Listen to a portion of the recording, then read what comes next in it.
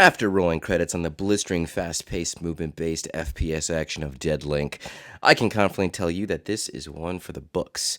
For all you Hades and Doom 2016 or Eternal fans out there, please stick around, because I have a game for you.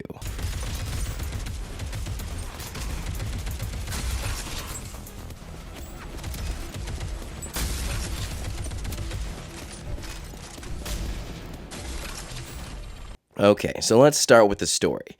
You are a mind attached to a combat robot called a shell, and you are tasked with simulating the destruction of evil corporations.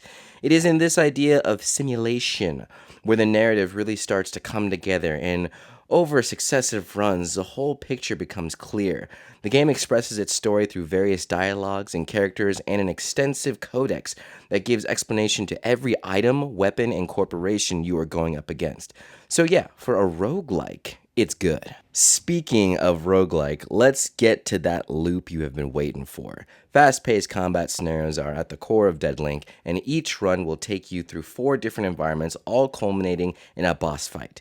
Each zone will give you options to upgrade or get new implants, acquire credits, gain upgrade tokens, weapon upgrades, or augments, and of course, shell upgrades for your class. All of these options culminate in the bread and butter of any roguelike: broken builds. However, this is no problem due to the difficult varieties and the fact that enemies can still melt you. Once you complete a run, you reset, get a chunk of the story, and upgrade your shell to prepare for another run. This is the loop, and it does have permutations to mix things up. However, the structure and boss encounters remain the same. The loop is also accompanied with a ranking-based platforming challenge activity and an endless horde mode, which will also give you experience points and upgrade tokens if you're tired of the same run just to grind upgrade currency. This I actually really appreciated because sometimes you just want to keep fighting and fighting and fighting. This horde mode definitely delivers. Okay, now the gameplay. Deadlink will start you off with your first shell, giving you a shotgun with infinite ammo and a rocket launcher with finite ammo that will require pickups through destroying sea balls. The shell also has access to a grappling hook that is so much fun to use, allowing you to swing around the arena grappling like a madman. Deadlink also boasts a very interesting survival mechanic via its armor system. Whenever you mark an enemy via your abilities, then upon elimination, you can get armor. So it creates a very fun loop where you're marking your enemies with your abilities, eliminating them, and managing your armor, because health can only be gained in the shop or upon completing a round and having that option available instead of getting upgrades. And we know that the upgrades are where the real juice is. Other classes change up the gameplay quite a lot, and if you discover these for yourself, you will feel more excited. That's why I will not share them with you here. The game comes with adaptive trigger support and feels really good to control. Maps are designed very well, and the music fits the cyberpunk aesthetic that the game is going for.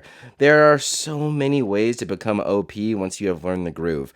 Lowering special cooldowns, acquiring movement buffs, etc. New heavy weapons also become available later on, so getting bored just is not something that I had to deal with. And yes, there's elemental builds, okay? Am I recommending Deadlink to you? Yes, I am. However, if you don't like FPSs or roguelikes, stay away. 5 out of 5 cups of juice, baby. Now you've done it, you fuck! Removing power limiters!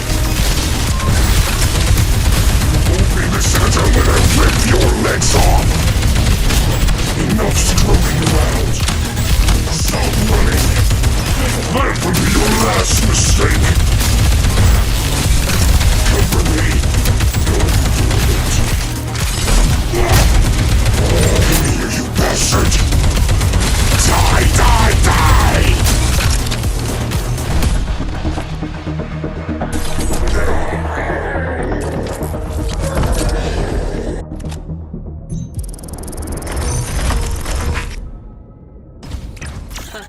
Seems Watts Rucker still doesn't offer severance pay. Luckily, we paid their prize experiment severance from his head. Bask in it. We'll be transferring you in a moment.